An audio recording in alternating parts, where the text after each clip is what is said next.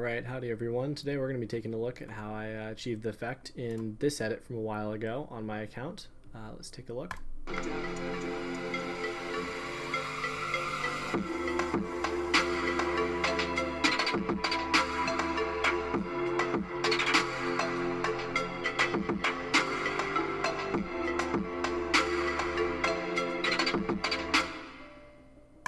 So as for the player and the ball, I just simply use the roto tool, which I won't be looking at in this tutorial just to save time, but there's plenty of other tutorials online on how to use that. But for the basketball hoop and everything else in the scene, basketball hoop in the ground and all that, I use Cinema 4D to do some basic scene reconstruction, and then was able to use some alpha masks / luminance masks to mask out the layers in After Effects once I rendered out of Cinema 4D. So we'll be taking a look at how I achieved that today. Alright, so hopping over into After Effects, we're going to import the file here and scrub over to the part that we want. Right about there. Now, I'm not going to be perfect about it because for the sake of this tutorial, it doesn't really matter. But the important part is that you do not have any overhang into the clips following it or preceding it.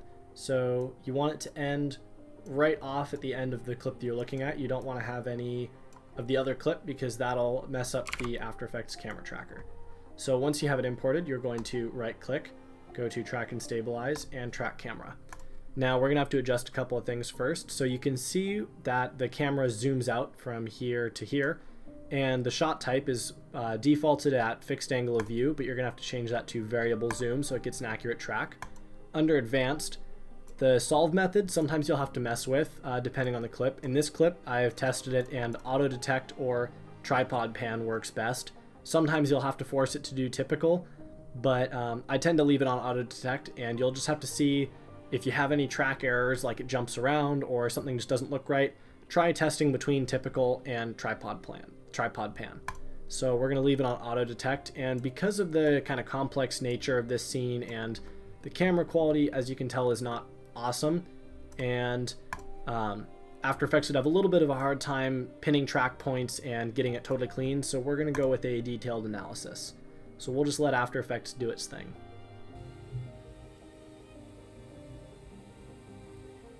Alright, once After Effects has done its thing, you'll see a bunch of these track points pop up. If they look kind of large like these do, you can change the track point size to something like 40 so that they aren't overlapping quite as much.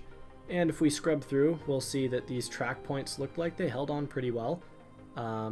The issue that I noticed with this clip was these flashes right here from what I believe is a camera. You can see that the track points over here kind of jump around because as far as After Effects is concerned, this is entirely different from this because all these track points that it saw right here change color and value and everything when the flash comes on. So it throws After Effects off a little bit. But you can see on this reader board up here, they hold on totally well, which is great. So you can tell that it did not fully lose the track. These points over here just jumped around. But as long as it looks fairly smooth, you should be good. So next we're going to try to find some kind of an origin point or somewhere to set the camera track off of. I like to do it on the ground, especially with basketball clips like this, because that's a nice solid plane that you can use to orient yourself within Cinema 4D and After Effects when you're doing any kind of 3D stuff. So we'll go over here, scrub through, find wherever there's some good track points, zoom in on them, and you'll see this triangle pops up in between 3 points whenever you hover over it. Pick one that looks pretty solid. I'd say like this one or maybe this one. We'll go with these 3 right here. You click and then right click and create solid in camera. Now you'll see that 2 new objects were created, a track solid and a 3D tracker camera. The 3D tracker camera has a bunch of position and rotation keyframes built into it, and that is ultimately a camera within the 3D engine in After Effects that will look around in the 3D world at all these solids and stuff. So we'll next go to the solid, and you can either hit W on the keyboard or up here at the rotation tool, and we'll rotate along the axes. You can free rotate as well, but that's a lot harder in my opinion to use. So I like to keep it on the axes and rotate it to a point where it looks like it's completely flush and level with this ground plane here. So we'll move it over and scale it up. And the big thing is you just want it to look like it is totally lined up. All these horizon lines right here look like they're meeting up. and that it doesn't look like it's out of place, because otherwise the effect will not look proper. It'll look like it's floating off of the ground a little bit. Another tip that you can see, if I'm trying to rotate, that looks like it's too far up, that's too far down. You can open up the rotation tool by hitting R, and it'll open up your X, Y, and Z rotation. In this case, red is the X axis, or you can hover over and see it says X. So if we type in minus 0.5, we'll have to go positive, so 0.5. That looks pretty good. See the Y, I think I want to rotate it a little bit, so we'll add 0.5. It's a lot of fiddling to get it to look good, and you can see that right here it's a little bit off at the beginning, and then once it zooms out and you can see more of the floor, it looks like it's pretty well tracked on. There's a bit of an issue right there, but again, the biggest kind of important part is you want it to be tracked on clean at the point where you are going to have your effect on that plane. So here in my original edit, I had it the second his foot steps down right there, there's like an ink drop look that exposes the floor here.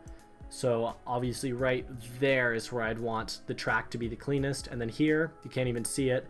Down here, you can't see his feet, so it doesn't really matter. So turn that back on. The biggest thing is to just make sure that it's a clean track wherever you're looking to have your effect be the most prominent, or wherever you're gonna have the most effect. If you're gonna have it throughout, you're gonna maybe wanna do a different clip. Not all clips work well with tracking. This one I found was especially good. So we'll just roll with that. That looks pretty well tracked on. The next thing to do is you're gonna start establishing your other major faces within the scene.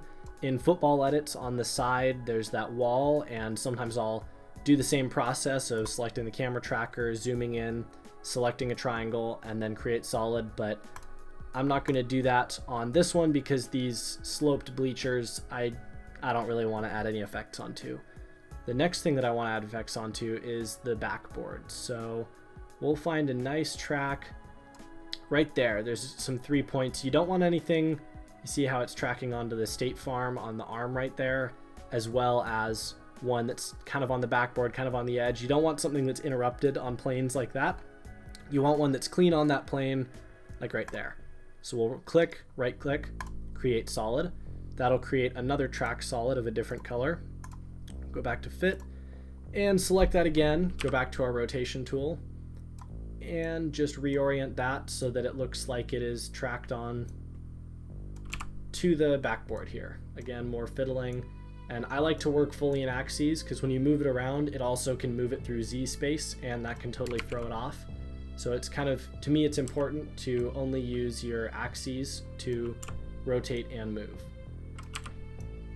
So again, I'm looking at these lines on the side here and trying to line them up as best I can, just so that I have a good idea of where this is in 3D space once we move into Cinema 4D. So we'll rotate this out, move that down a little bit.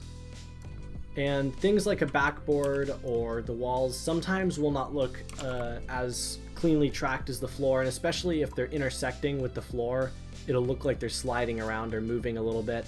And sometimes you just can't avoid that. These plays were not designed with any kind of tracking in mind. Most visual effects artists and movie companies, when they film a scene that they know they're going to track, they're going to have track points all over, and the camera movement and everything is going to be done with the idea of tracking in mind.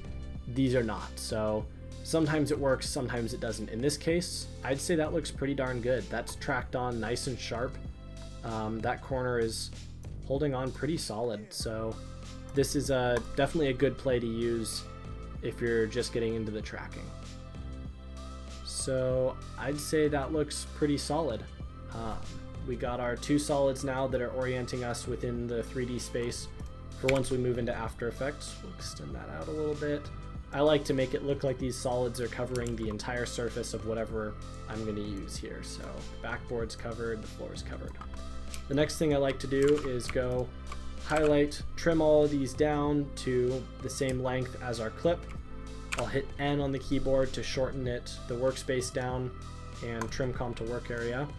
I like to work in pre-compositions when I edit with any kind of tracking and stuff, because when you have multiple cameras, that can start to throw things off. So I like to keep all of my tracking stuff in for one clip within its own pre-composition that I'll then bring into another full composition for my full edit, where I'll add syncing and time remapping and whatever else. Alright, once we've got everything cut down to a single composition here, we're going to go to export all of this data into Cinema 4D. So you're going to go to File, Export, Maxon Cinema 4D Exporter. It'll give you a warning if you have any kind of 2D layer, which you will, having your video here. 2D layers found, these will not be exported. Don't worry about this, it's just saying that this video layer won't be exported because it doesn't know what to do with it in this 3D space. So we'll just hit OK. We'll go and save this as tutorial, and we'll hop over into After Effects.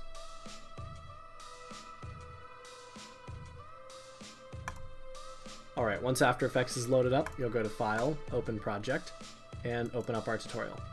So now you'll see over here in our object viewer that there is a null, and if you expand the null tree, you see you have the tracker camera and your two track solids. Down here you'll see the track solid colors. If you double click on this, it'll open up your material editor. You can change the color, but I don't really think we need to do that. We'll just leave it on the After Effects ones so we can hop over into After Effects and compare. So now if you scroll over here, you can click this little box right here that will zoom out of your camera and bring you into just the free view 3D world. There's these three buttons up here that you can use to move around, move, zoom, rotate, but that's not very helpful. So you can hold 1 on the keyboard and drag to move around, 2 on the keyboard to zoom in and out or scroll in and out on your mouse, and 3 on the keyboard and click and drag to rotate around in 3D space. So I tend to use all 3 of those to move around, zoom in and out. And you can see you have your camera here and your two track solids. Things look kind of wonky, like this is super long, whereas this looks like it's smaller. That's just because of the perspective from having it zoomed in. We won't worry too much about that. We can fix that stretching later. So now if you see, when you scrub through, you'll see that your camera is moving around. Now this is simulating what the camera person was doing within the play itself in the stadium. And we have our two track solids that are representing the ground and the backboard. So you can click back here to go back into your camera, and you can see that is the exact same track as what we had in After Effects. Just we are missing this background because of the 2D layer, so we'll fix that now. So importing videos into Cinema 4D is not perfect from what I've seen and what I've found. They may have changed things in the update, but the way that I've always done it and the way that I will continue to do it is go back into After Effects, disable all of the other layers except for the video here. I'll hit Control or Command M to add it to the render queue. We'll click on the output module, lossless, and we'll change that format to a JPEG sequence because that seems to be what Cinema 4D likes. And we'll change the output. We'll just add sequence and tutorial sequence. Now, once we have that all set up, you'll just hit render. It'll render out the video that you had here as a JPEG sequence. We'll hop over back into Cinema 4D here, and up in your toolbar there's the floor object button. You'll click and hold on it and release on the background object. That'll create a new background object in your viewer here. Not a whole lot of settings, but we don't need any of that, so we'll go into the material window here, double click to create a new material, open up that material, and we'll title it BG.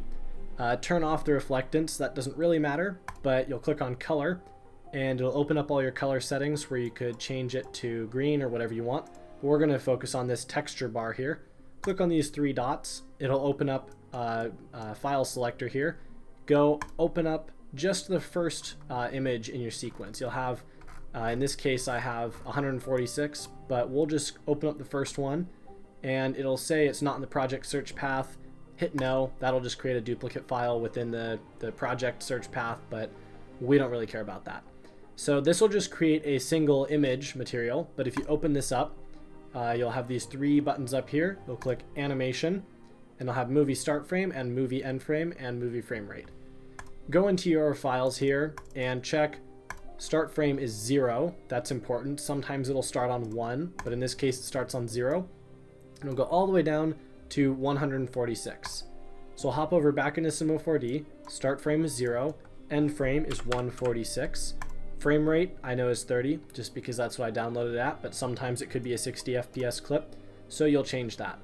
Make sure once you've selected that, go over to editor down here and animate preview, otherwise it won't play in your window. Take this material and drag it onto your background object, and boom, you'll have the video, and if you scrub through, it'll play through. You can turn off the video by clicking on this button right here, the top of these two circles, twice. This disables it for the live viewer, and this disables it for the render. Both of those are going to be important later, but we'll just leave it on for now. One thing to note that's a little bit wonky is that if you go and click out of your camera, it's going to always be there. It's a background to the entire scene. It's not necessarily a part, like a 3D object in the scene. So this is a little bit wonky. This is where I like to turn it off when I'm working out of camera and on when I'm working in camera. So this is where things get a little bit more kind of complicated and tricky, but not terribly so. So we're going to import a model that I have of a backboard of a hoop. I already have it open here, but I will leave a link in the description for this hoop model right here that I'm using. So I'm just going to copy this over and paste it in. And once we have all three of these, we're just going to right click group objects, but I will have this already grouped up. This will be a little bit more clean for you guys, but this is just how I'm doing it. So hoop right there. I'm also going to just rename this. The reason that we have to keep scrolling over is because this is so long, so I'll just make this scene, and that makes all these buttons more accessible. I'm going to turn off our background here just so that that doesn't bother us. Now this hoop clearly is huge compared to our scene down here. So select the parent null here of the hoop, hit T on your keyboard or scale tool right here, and drag it way down. E on the keyboard or move tool, and move it back down. Now we can zoom in and kind of scale it down so it's a reasonable size. I had that guy turned off. We'll go back here, scale it down some more, kind of scale it to what you think is about that size. Doesn't need to be perfect right now. The next thing we're going to do is lock this hoop onto the our solid right here. So we'll drag the hoop down and put it underneath our track solid. I know that it's the hoop one because it's blue right here. Our hoop will turn blue. Select the hoop here, and to lock it to this track solid's current position and rotation, all you have to do is set all of these coordinates to 0. Leave the scale as is for now. We'll mess with that later, but set everything to 0, and you'll see the hoop is now totally oriented to that solid. Next, I'm going to turn the solid off by double clicking on the top circle. That'll make our hoop disappear. So you can single click on this and the light will turn green, and that forces it to be visible. So now if you go back into here and turn on our background again, we'll be able to see that the hoop sort of lines up but isn't perfect. It's a little bit squashed. So what I like to do, rather than trying to guess and scale it up and down and left and right and kind of guess where it is, I like to open up my track solid material, whatever the material of that hoop is, and I'll turn off reflectance just because I don't like having that. Turn on transparency, it'll disappear because your brightness of the transparency is set to 100. 0 is totally opaque, 100 is totally clear. So I'm going to set it to about 81 or so, a little bit higher, whatever looks good up here. And you'll see it's got this kind of weird textured look, but now you can see the wireframe. I have my display set to Gouraud shading lines rather than just plain Gouraud shading because that makes it a lot harder to see. You can also use quick shading. The Gouraud shading is a little bit of it kind of does lights and shadows and stuff very roughly in the engine, whereas quick shading is just the flat colors of whatever your texture is. So now I'll go through. You can scale on each of the axes or click and scale anywhere and it'll scale the whole thing. But I'll go with the axes and adjust it. Again, go to E to move it around. Maybe I'll rotate it a little bit. This is where you kind of can start breaking the rules of what your track solid was, and you just want this to line up as best as you can get it to line up. And we're gonna have to end up breaking the rules a little bit even more on the orientation of this as compared to our track solid once we start going to extrude that back piece from our hoop. So now that I think that's pretty well set up, we're gonna come back out of the camera. I'm going to open this up and turn my transparency off just so I can fully see this object, and I'll turn off my background. So now to extrude this, this back piece right here, you'll have this by default selected, which is your model mode. So you click to select the backboard model, and then you come down here to the polygon mode, and this allows you to select each of these individual polygons and rotate it, move it around. Don't mess with any of that, but just go to these two here. It's a separate object. Make sure that you have this object selected. Go and select these two polygons. Hit E on the keyboard to make sure that your move tool is selected. And then all you have to do is hold down the Control or Command key and drag it out. And that'll extrude it. And we want it to go pretty far off just because that will take it off the screen just like our video does. So we'll go back into here. Make sure that's closed out.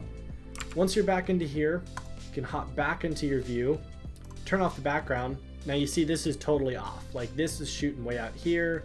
This bar should be shooting here. This is where you kind of have to start breaking the rules. So we're going to go back into our model view. I'm going to turn my transparency back on to make this easier, and I'm going to just rotate it a little bit again. It won't be totally lined up, and don't try to get this perfectly lined up because clearly that is not right. The biggest thing is your backboard is lined up, and then you can kind of fudge it with your hoop model here. Go back into polygon mode and make sure that these guys are selected with the move tool. Go back into your camera and you can just click and drag and that'll move it. You want it to be generally straight. Now this looks perfect. When you come out of it, it's a little bit sideways, but as far as the video effect goes, that won't impact it at all.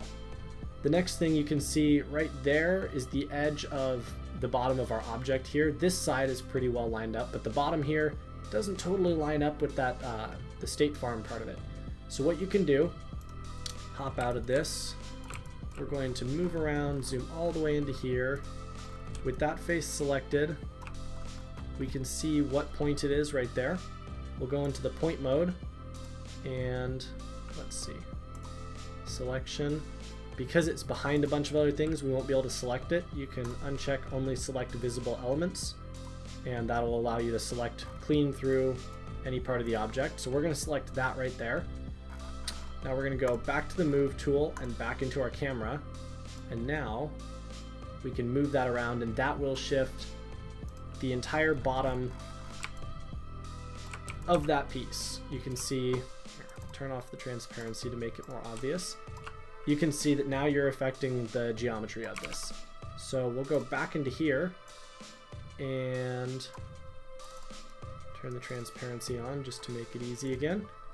All right, now we're just gonna get it to line up pretty well. That looks pretty darn good.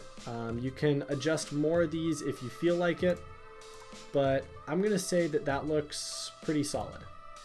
So once we've edited all that, make sure you're back in model view. Otherwise, if you forget that you're in this, it can get kind of frustrating because you won't be able to move your whole object. Nothing will happen. That gets kind of annoying. So make sure you're in model view. That allows you to, sorry, I had this selected, which is my enable axis modification. There we go. Now we're back into model view. Now we can turn the transparency off, and we know this is tracked on. Our hoop is pretty much recreated. You can see the hoop itself and the net doesn't line up. You're not going to be able to get that to line up, especially with it moving. I didn't even really pay attention to that. I was more concerned with this section of the hoop for the edit. So as far as I'm concerned there, that looks pretty good. All right, next you're going to want to gather whatever motion graphics, alpha masks or luminance masks or logos or whatever you're going to be importing that you want to be the selective mask for this effect. In this case, I have these paint splatter effects that I found online. Unfortunately, I will not be sharing them because I don't remember where I got them from and I don't want to violate anybody's copyright. But this is essentially what they look like. We got just a black and a white splat right here. The white will end up being the positive, or what shows through on the footage, and black is what will be transparent to the background in After Effects.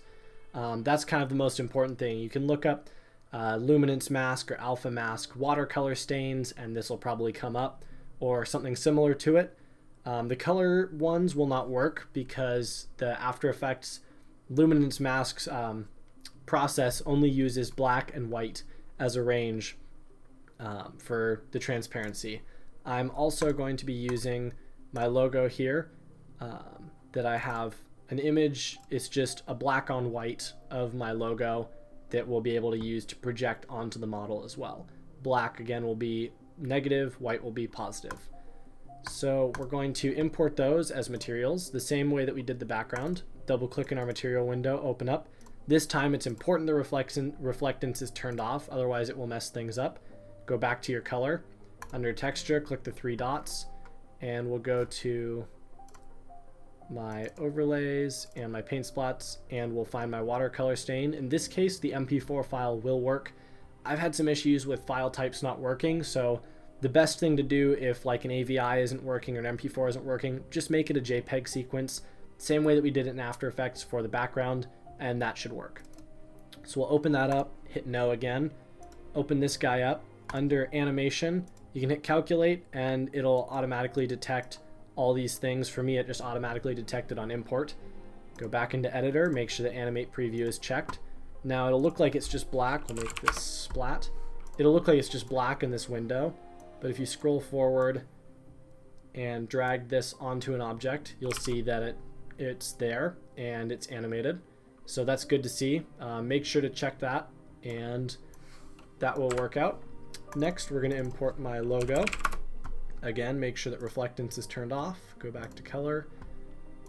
I'm going to go and find my logo. There we go. We got that imported. Again, we can test it, and that one works. All right, now once we have both of our alpha materials here, we're going to create one more. Again, turn off reflectance, but in color this time, we're just going to make it a solid black. And this will serve as our base color now, rather than having these two different colors for our materials here. I'm going to change both of these by clicking and dragging onto the material. It'll turn solid black. And next we're going to line up this splat with his footstep. So we're going to take this splat material and drag it onto our floor solid here. And this is our hoop solid. And you want to make sure, instead of replacing like what we did for the black, you want it to be layered to the right of that black material. These materials work like layers in Photoshop or After Effects, where whichever is farthest to the right is what's on top, and if it has any sort of transparency or opacity, then whatever is behind it is what will show through. We're going to change the projection type to camera mapping, and then create a new camera here. Click into the camera, go back to our material, and then drag this camera into the camera slot here. We'll rename this camera to Splat 1. And you'll see if you scrub through, we can see our material. And if you rotate that camera around, you'll see that the projection of the splat changes. If you come out of that camera, you'll see it tiles it, so we're going to turn tile off in the material options. And you can see if you move the camera around, it moves the splat around. And this is the easiest way that I've found to change the position of it. You could use UV mapping or cubic mapping in here, but then you'd have to use the offset and length controls here, and that gets to be a little bit more tedious. So this is the easiest way that I've found. So next, to line it up with his foot, we're going to click into our main camera here, not the splat camera. We're going to change the transparency of both the black and the splat down just a little bit so that we can see what's below it. Transparency, turn that one down. All right, so now it's a little bit difficult to see, but you can sort of make out the white splat right there. Now if you select your splat camera and go into the coordinates tab, you can adjust it, move it around. We're going to go find his footstep right there, and we're just going to move it around until it's about lined up with below his foot. Right about there. Now you'll see that the animation plays already when it's off the screen, and then it's already completed its animation once he's stepped down when we want it to start. So we're gonna have to change that. The first thing to note is when the animation actually starts, because in this one there's about 10 or 11 frames before it actually starts the splat animation. So I'm going to make note of about 10, 11, we'll say offset by about 10 to his step. So we'll go back into the camera, and we want to pay attention to what frame he steps down. So I'd say right about, we'll make it about 40, just that's where you can first see it. So open up the splat material again, go into your color, click on the shader animation. Under timing, you want to change the timing to range, and your range start will start at 40, which is where his footstep is, minus whatever the start of the animation was. So I said 10 before it actually starts. So we'll go with about 30. And then the range end, you want to make the start plus whatever the length is. So 30 plus 60 or 90. And that will offset the animation of when it plays to this range right here. So it'll start on frame 30 and end on 90 rather than start on 0 and end on 60. So now if you scrub through, you'll see the splat happens about right as he steps his foot down. Now I think it can even be offset a little bit more. That doesn't seem like it's well timed up. So we'll shift it back even more. So we'll make it say 26 and then 26 plus 60. And that should be about good. Yeah, that looks better. Now once you've finished positioning your splat here, you can turn off the transparency because ultimately we're not going to want anything to be transparent. And then what we're going to do is we're going to look at the logo effect that I achieved in my video on the hoop here. So what I did is I had two separate projection cameras that ultimately aligned with the main composition camera. So I'll show you.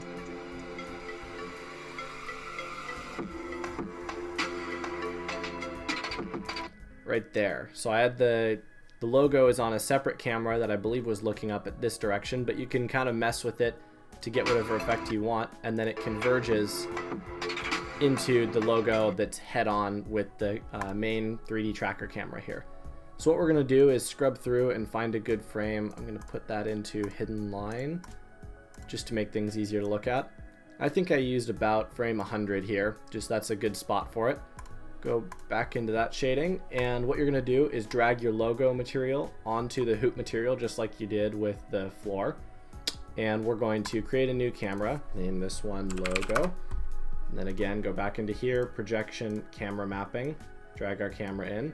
Now you're going to see that it's way too big, but what I wanted is for it to converge with this camera. So we're going to have to mess with the length and the width here.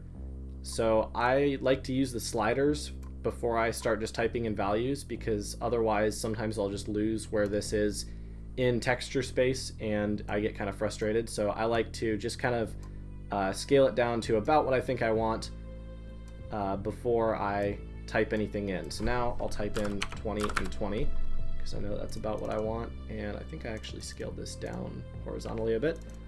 And then I like to just use these sliders here to reposition it to wherever I want it. So about right there, I'd say. Now go back to your logo camera and select it. Make sure that you've clicked on the view for the camera. Make sure you select it and make sure you're on the frame that you want it to converge on. Click the keyframe button here and it'll create keyframes on all of your coordinate aspects here.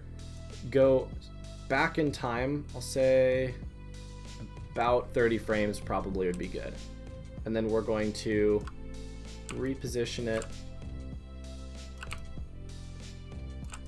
This takes some playing around because sometimes it'll look good, sometimes it won't. Before you click back into any other camera, make sure you click this keyframe button again. It doesn't automatically create keyframes for you unless you've hit record here, but I don't like to do that because that'll create keyframes for anything that you adjust, even stuff in your materials. So make sure you've clicked that keyframe button a second time, and you can hop back into your main comp camera, and you can see that it converges just like that.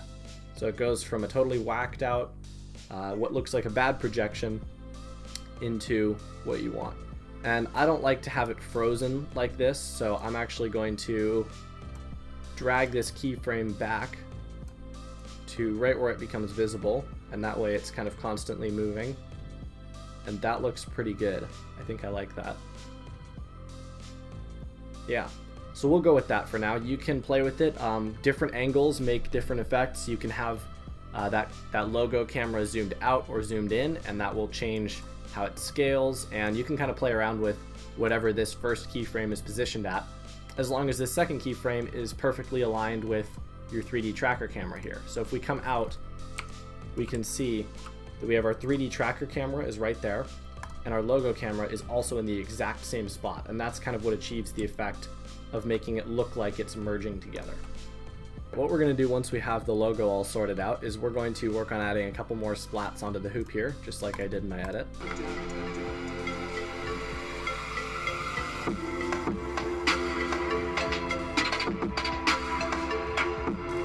I really liked the effect that achieved. It almost made it look like a 3D model. So what you're going to do is you're going to duplicate this splat material by Control or Command, click and drag.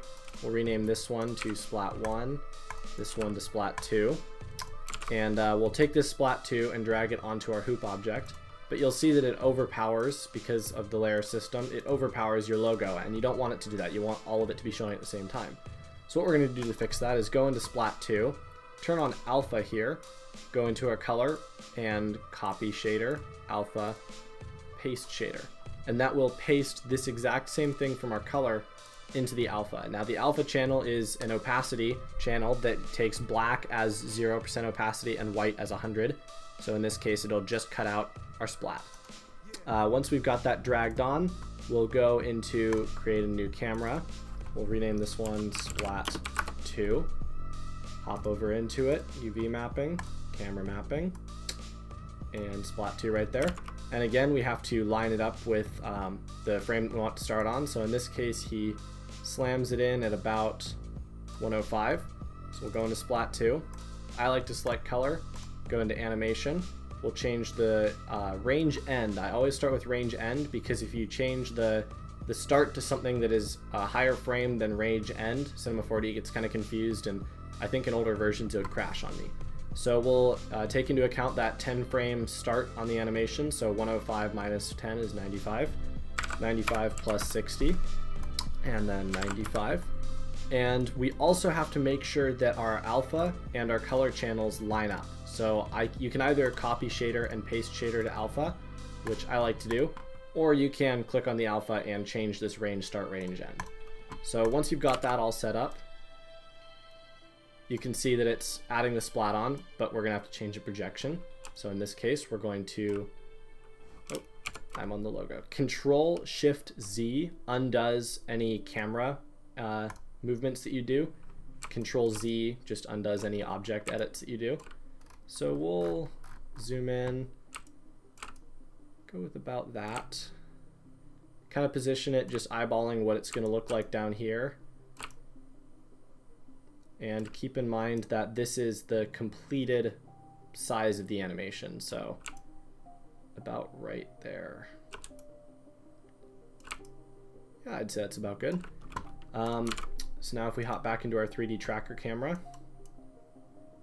he slams it and it builds out that white. And keep in mind, anything that's white will be opaque and we'll show the video through once we put it back into After Effects.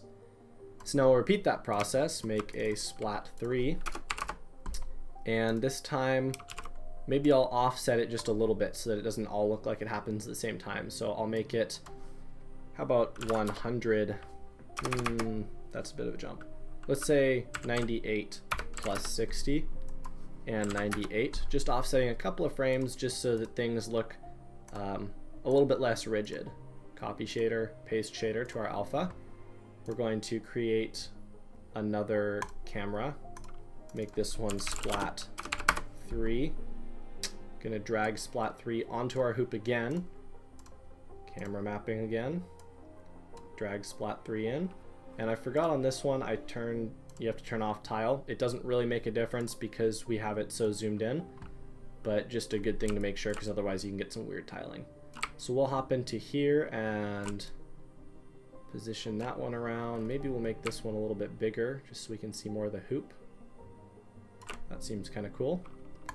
And hop back into this camera. And you can see that the whole thing pops out like that. So we've got our logo lines up and then he slams it. And our white comes out. The last one, I really liked the white that I got on the post here.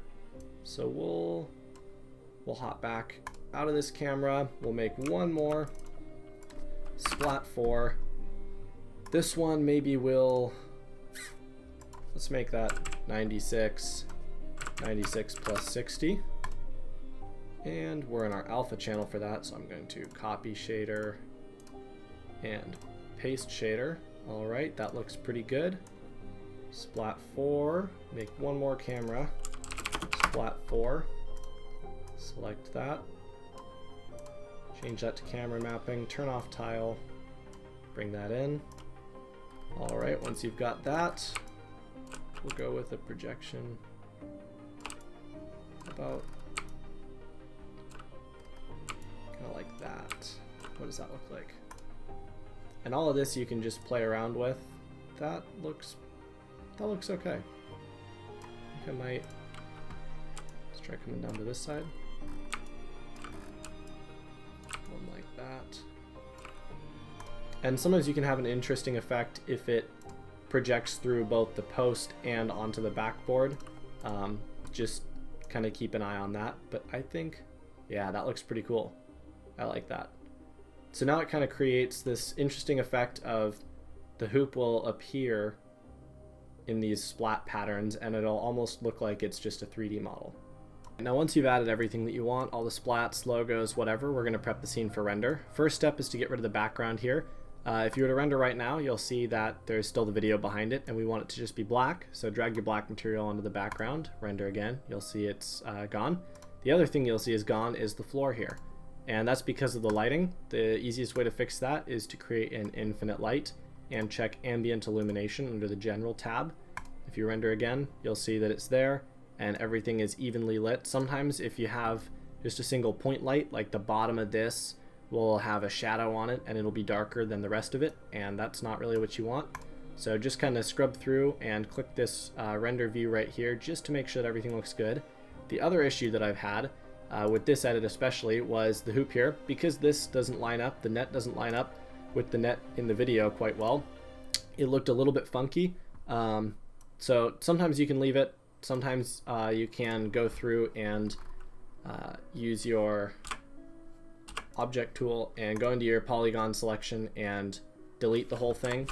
But I think in this case I'm going to just try leaving it and see if that works. But yeah, you can go ahead and just delete that, or if you want to and you forget, you can mask that out in After Effects and just change position of the mask. But we'll leave the net on there for now. The next thing you want to do, once you've verified that everything is going to be evenly lit and that there's not going to be any reflections, hop into your render settings up here, go to output, make sure your width, height, and frame rate are the exact same as in After Effects. So go to your comp settings, 1280, 720, 2997. That's all good. Make sure that your frame range is selected to all frames, or that if you're on manual, that your range is from 0 to whatever the end of your frame range is. I like to leave it on all frames just to be sure. Hop over into your save here. Make sure that your format is selected to some sort of an image sequence, whether it's JPEG or TIFF. I use TIFF for larger files and ones where I want higher quality. JPEG for something like this, just because it's a little bit easier to work with. Change your file path to wherever you want it to save as. Render. Now the reason that I say use an image sequence is because if your computer crashes while rendering anything out of Cinema 4D, it'll render each individual frame as an image, and then when it crashes, you only lose whatever it was working on at that moment, the frame. You'll keep every other frame that it was rendering before that. So that's a good kind of safety thing to have, and then you can just change your output to manual and start at wherever it crashed. Once you've got that, come up here and just hit the render to picture viewer, and it will render out your whole sequence.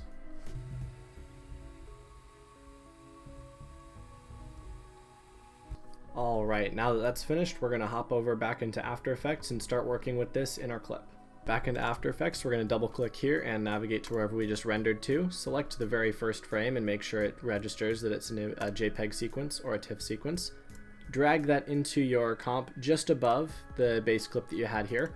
And right under here, under track mat, if it's not there, you can right click columns and I believe it is modes. Yes, columns, modes. And then you'll go to your track mat of your video, not your luma mat, but your video, and go to luma matte and make sure that it registers the luma matte above it. Now when you scrub through, you'll see that it's masking out only to the white parts right there. Now if you scrub through, you'll see we got our hoop right there. Again, the net looks a little bit funky because it doesn't line up, but especially with shake and a color grade, sometimes that can actually make it look a little bit better. So we'll just leave it as is. Now once you've got your clip all luma matted out, the next step would be to duplicate this layer for your video and rotoscope out your player and the ball. I'm not going to do that because it's time consuming and painful to do, especially on this clip, but there's plenty of tutorials online on how to rotoscope, or you can just use a mask tool, but I've found roto looks a little bit better and usually is a little bit easier to use. So you'll roto out your player and then layer that masked out player on top of this clip down here. Again, I'm not going to do that, but what you can do, like what I did in my edit here, was I added a tealish background and kind of some other effects to make it look a little bit more interesting. So if you add a new solid layer, and we'll just select something kind of like that. Sure. This will be our background. And what I did is you can add a vignette. And you can mess with the vignette, add whatever you want, and then add your color correction and any kind of shake or anything on top of that. And that will give you the effect that I used in that video. Now, it's also definitely worth mentioning that I got inspiration very heavily for this edit from a user on YouTube, Photo Giraffe, on his edit here.